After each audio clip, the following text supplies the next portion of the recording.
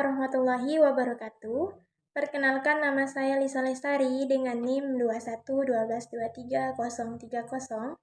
Saya di sini akan menjelaskan materi pelajaran tentang riset operasi mengenai metode transportasi dan solusi awal.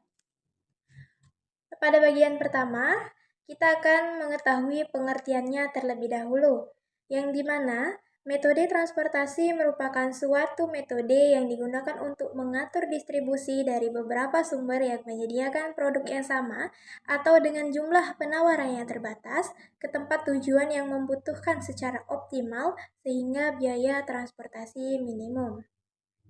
Selanjutnya, kita akan masuk pada asumsi metode transportasi, yang dimana asumsi dasar model transportasi adalah bahwa biaya transportasi pada suatu rute tertentu proporsional dengan banyaknya unit yang dikirimkan. Selanjutnya, kita akan masuk pada contoh masalah transportasi. Misalkan ada perusahaan yang memiliki 3 unit pabrik. Pabrik pertama kita sebut sebagai pabrik X, pabrik kedua kita sebut sebagai pabrik Y, pabrik ketiga kita sebut sebagai pabrik Z. Nah, di sini ada 3 daerah pemasaran. Pasar pertama disebut sebagai pasar A, pasar kedua kita sebut sebagai pasar B, dan pasar ketiga kita sebut sebagai pasar C. Di sini ada kemungkinan jalur pendistribusian barang dari lokasi awal menuju ke lokasi tujuan, di mana lokasi awal ini adalah pabrik yang menuju ke lokasi tujuan, yaitu menuju ke pasar A, ke pasar B, dan juga pasar C. Nah, selanjutnya dapat kita lihat dalam slide, ada penambahan XA, XB, XC, ada ada YA, YB, dan YC, ada ZA, ZB, dan juga ZC. Di sini, XA ini adalah menyatakan banyaknya unit yang dikirimkan dari pabrik X menuju ke pasar A. Dan juga XB ini juga menyatakan banyaknya unit barang yang dikirimkan dari pabrik X ke pasar B. Begitu pula dengan XC yang menyatakan banyaknya barang per unit yang dikirimkan dari pabrik X menuju ke pasar C. Begitu pula YA, YB, YC, dan juga ZA, ZB, dan juga ZC. Nah, selanjutnya kita akan masuk pada informasi penawaran permintaan dan biaya transportasi. Di sini misalkan diketahui jumlah pengiriman barang per unitnya dari masing-masing pabrik. Yaitu pabrik X, Y, dan juga Z, ada sebesar 56 unit, 82 unit, dan 77 unit. Nah, kemudian kita lihat di sini ada permintaan masing-masing pasar, yaitu pasar A, B, dan juga C, di mana permintaannya pada pasar A yaitu 72 unit, pada pasar B ada 102 unit, dan pada pasar C ada 41 unit. Kemudian, kita lihat biaya pengiriman dari masing-masing lokasi atau dari masing-masing pabrik menuju ke pasar A, B, dan juga C. Di sini ada pabrik X, yaitu biaya transportasinya menuju ke pasar A ada Rp4.000. Lalu pasar B ada Rp8.000, pasar C ada Rp8.000 juga. Pada pabrik Y, biaya transportasi menuju ke pasar A sebesar Rp16.000, menuju ke pasar B Rp24.000, serta menuju ke pasar C ada Rp16.000. Begitu juga dengan pabrik Z, biaya transportasi ke pasar A adalah Rp8.000, ke pasar B Rp16.000, dan ke pasar C ada Rp24.000. Ini berdasarkan tabel biaya transportasinya ke pasar. Selanjutnya kita akan masuk pada formulasi model, yang dimana masalah ini dapat kita rumuskan sebagai model linear programming. Misalkan XIJ adalah banyaknya unit barang yang dikirimkan dari pabrik I ke pasar J, di mana I adalah 1, 2, dan 3, dan J adalah 1, 2, dan 3. Maka kita akan memasukkannya pada persamaan minimumkan Z sama dengan kita masukkan biaya transportasi pada masing-masing pasar, yakni ada 4X11 ditambah 8X12 ditambah 8X13 ditambah 16X21 ditambah 24X22 ditambah 16X23 ditambah 8X31 ditambah 16X32 ditambah 24X33. Nah, kemudian kita masukkan juga persamaan dari penawaran setiap pabriknya, yaitu pada pabrik X ada X11 ditambah X12 ditambah X13 sama dengan 56 unit. Pabrik Y ada X21 ditambah X22 ditambah X23 sama dengan 82 unit. Pada pabrik Z ada X31 ditambah X32 ditambah X33 sama dengan 77 unit.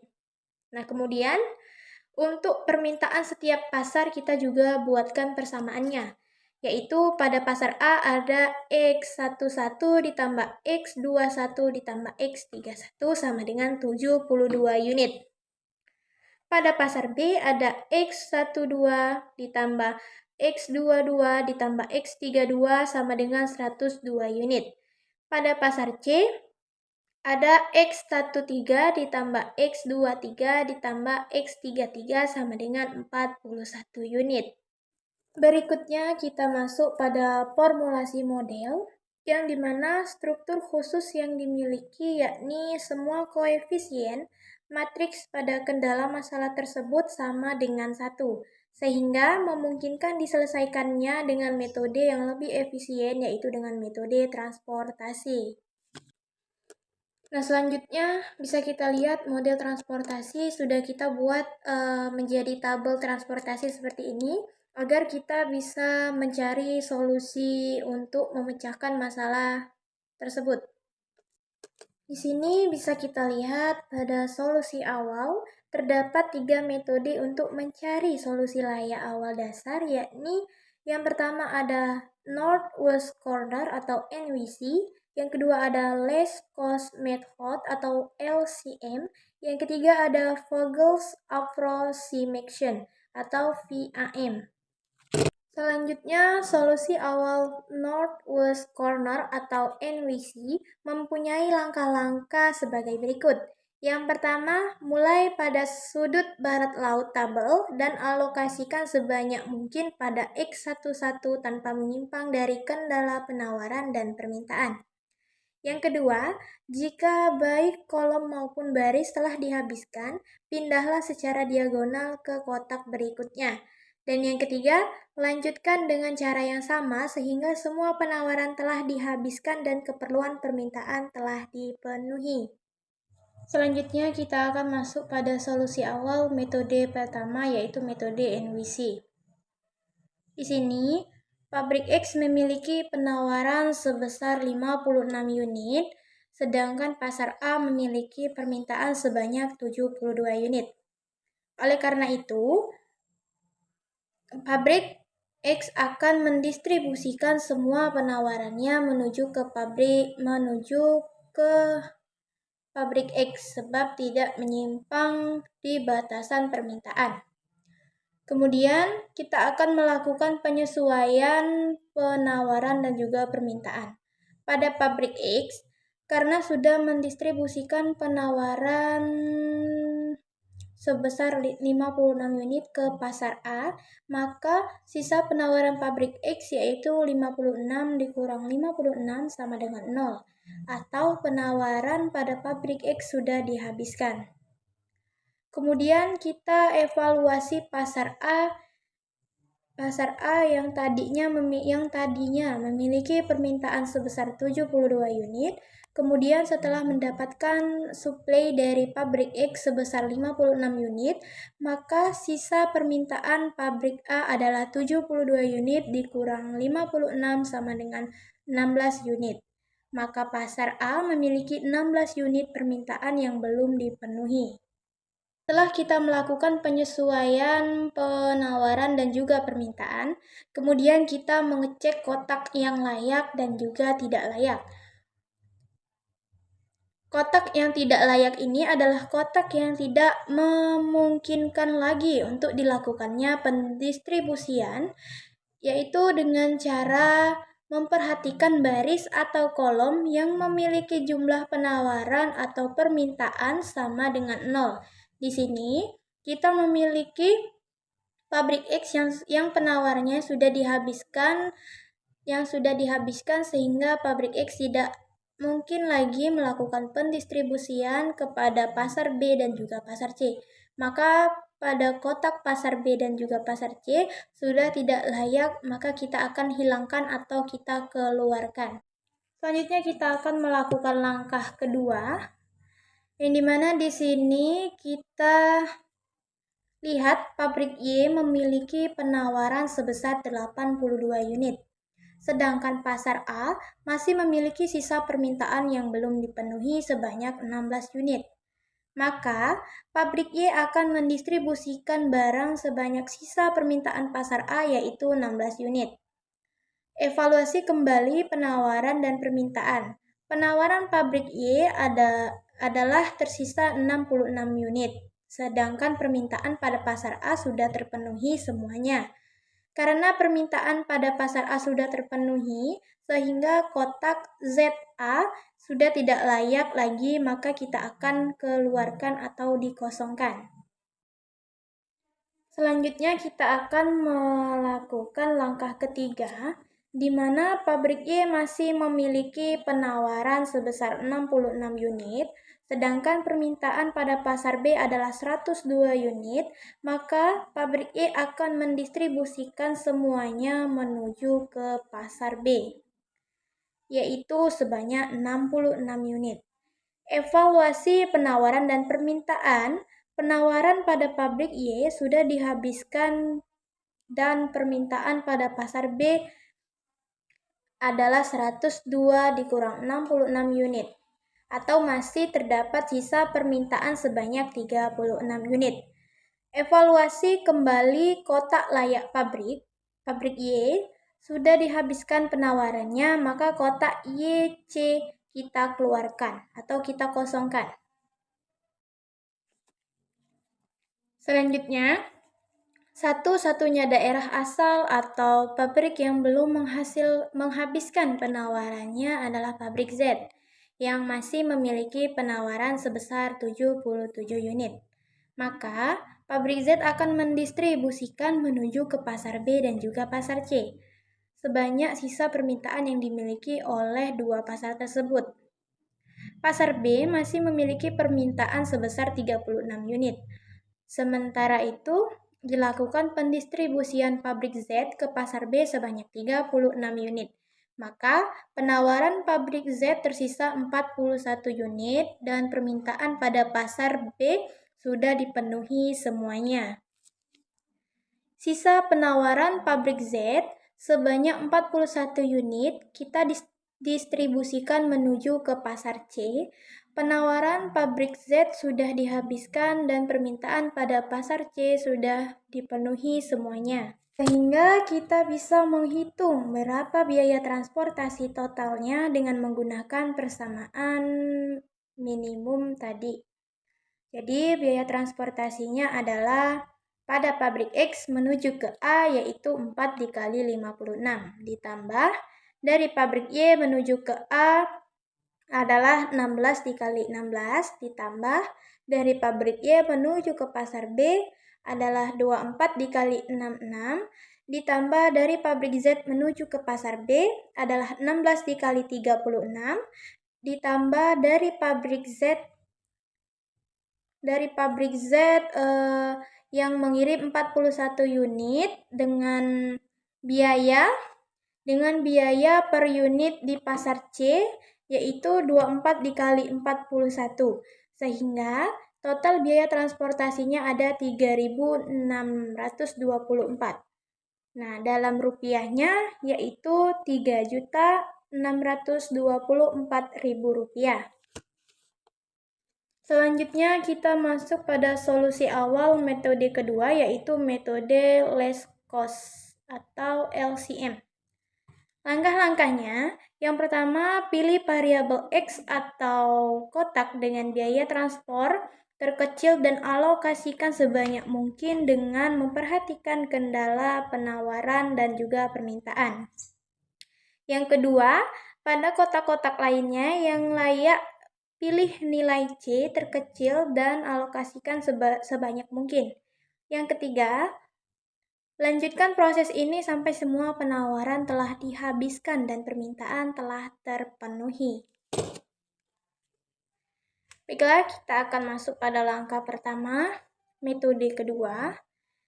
Dari 9 jalur distribusi yang kita miliki, terlihat bahwa biaya transportasi terkecil dari pabrik X menuju ke pasar A yaitu Rp4.000 per unit. Sehingga pengalokasian pertama dimulai pada kotak XA. Mari kita lihat pabrik X memiliki penawaran sebesar 56 unit dan pasar A memiliki permintaan sebesar 72 unit. Karena jumlah penawaran lebih kecil dari permintaan, maka pabrik X dapat mengirimkan semua barang yang ditawarkannya menuju ke pasar A. Evaluasi penawaran dan permintaan. Penawaran pabrik X sudah dihabiskan, sedangkan permintaan pada pasar A tersisa 16 unit. Kemudian evaluasi kotak layak. Karena jumlah penawaran pabrik X sudah dihabiskan, maka kotak XB dan XC sudah tidak layak lagi atau kita kosongkan. Selanjutnya kita akan masuk pada langkah kedua. Dari 6 kotak layak yang kita miliki, terlihat biaya terkecil adalah pada kotak pabrik ZA, di mana biayanya adalah Rp8.000 per unit. Pabrik Z memiliki penawaran sebesar 77 unit, sedangkan pasar A masih memiliki sisa permintaan sebesar 16 unit. Maka, pabrik Z akan mengirim sebanyak sisa permintaan tersebut, lalu kita lakukan evaluasi kembali mengenai penawaran dan juga permintaan. Pabrik Z, sisa penawarannya adalah 61 unit, sedangkan permintaan pasar A dipenuhi semuanya. Karena permintaan pasar A sudah dipenuhi, maka kotak YA kita keluarkan atau kita kosongkan. Selanjutnya kita akan masuk pada langkah ketiga, mengulangi kembali langkah kedua tadi sampai semua penawaran telah dihabiskan dan permintaan telah dipenuhi. Kita memiliki 4 kotak layak yang tersisa, di mana terdapat 2 kotak yang memiliki biaya terkecil yang sama pada kotak YC dan ZB. Selanjutnya kita harus menentukan kotak mana yang melakukan pendistribusian. Jika kita menghadapi kasus yang seperti ini, maka yang bisa kita lakukan adalah memilih sembarang, sebab hasilnya akan sama walaupun literasi atau langkah-langkah penyelesaiannya akan berbeda. Misalkan kita pilih pada kotak YC, maka pabrik Y memiliki penawaran sebanyak 82 unit dan pasar C memiliki permintaan sebanyak 41 unit. Karena permintaan pada pasar C hanya 41 unit, maka pabrik Y hanya bisa mengirimkan sebesar permintaan tersebut, yaitu 41 unit. Kita evaluasi kembali penawaran dan permintaan pabrik Y. Sisa penawaran adalah 41 unit, sedangkan pada pasar C permintaan sudah dipenuhi semuanya, sehingga kotak ZC sudah tidak layak lagi atau kita keluarkan atau tidak kita kosongkan pada tabel. Kemudian dari 2 kotak yang tersisa, biaya terkecil ada pada kotak ZB. Kita lihat pasar B masih memiliki 102 unit permintaan, sedangkan pabrik Z masih memiliki sisa penawaran sebanyak 61 unit. Karena jumlah penawaran lebih kecil dari permintaan, maka pabrik Z dapat mendistribusikan semua permintaannya, yaitu sebesar 61 unit. Dengan demikian, penawaran pada pabrik Z sudah dihabiskan dan sisa permintaan pada pasar B adalah 41 unit. Untuk memenuhi kekurangan dari pasar B, maka pabrik Y yang masih memiliki penawaran sebanyak 41 unit akan melakukan pendistribusian ke pasar B. Dengan demikian, maka seluruh penawaran sudah dihabiskan dan seluruh permintaan sudah dipenuhi. Biaya transportasinya adalah 4 dikali 56 ditambah 24 dikali 41 ditambah 16 dikali 41 ditambah 8 dikali 16 ditambah 16 dikali 61 hasilnya adalah 2.968 atau dirupiahkan sebesar 2.968.000 rupiah. Materi selanjutnya akan dijelaskan oleh teman saya. Itulah materi yang dapat saya sampaikan. Sekian dan terima kasih. Assalamualaikum warahmatullahi wabarakatuh. Perkenalkan, nama saya Bayu Sinariansyah. NIM saya 211223018. Baiklah teman-teman, saya akan melanjutkan penjelasan dari Lisa Lestari. Saya berjudul Solusi Awal Vogel Approximation. Langkah-langkah 1. Hitung opportunity cost untuk setiap baris dan kolom opportunity cost untuk setiap baris I dihitung dengan mengurangkan dua nilai elemen biaya CI J terkecil pada baris kolom yang sama. 2. Pilih baris atau kolom dengan opportunity cost terbesar. Jika terdapat nilai terbesar yang sama, pilih secara sebarang saja. 3. Sesuaikan penawaran dan permintaan untuk menunjukkan alokasi yang sudah dilakukan, menghilangkan semua baris dan kolom di mana penawaran telah dihabis, permintaan telah dipenuhi. Jika semua penawaran dan permintaan belum dipenuhi, kembali ke langkah 1 dan hitung lagi opportunity cost yang baru hingga diperoleh solusi awal. Baris pertama yaitu pabrik X1 dari 3 elemen, biaya 2 elemen yang terkecil 4 dan 8. Kemudian didapatkan dari 8 dikurang 4 sama dengan 4. Jadi opportunity cost sebarisnya sebesar 4. Pada pabrik Y 3 elemen, biaya memiliki 2 elemen yang terkecil sama.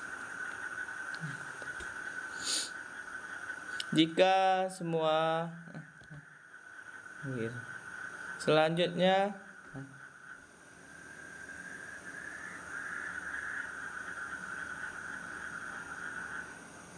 nomor 4. Jika semua penawaran dan permintaan sebelum dipenuhi, kembali ke langkah 1 dan hitung lagi opportunity cost yang baru hingga dioleh solusi awal.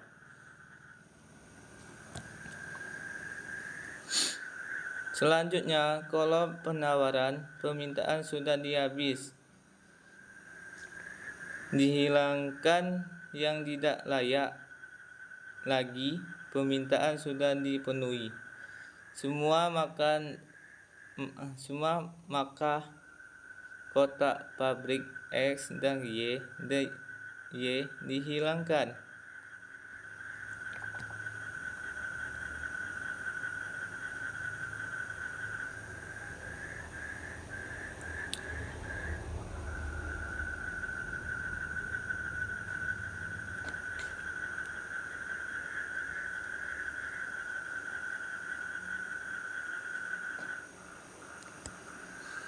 Baiklah, perbandingan solusi awal.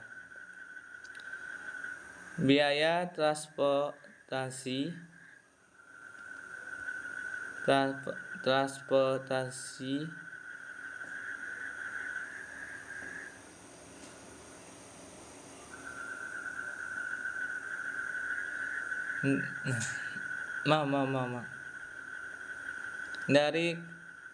dari tabel di atas menjelaskan metode solusi awal di mana biaya transportasi 4 dikali 31 ditambah 8 dikali 25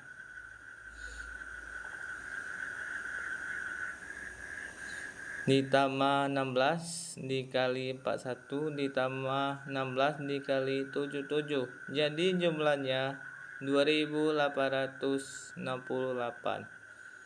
Baiklah, kalau ada kurang jelas maka saya minta maaf. Dari tabel di atas memperjelaskan metode solusi awal di mana biaya transformasi 4 dikali 31 ditambah 8 dikali 25 ditambah 16 dikali 41 ditambah 16 dikali 77, jadi jumlahnya 2868.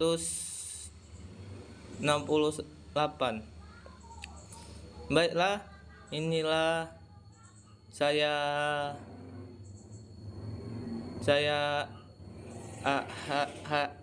akhirin.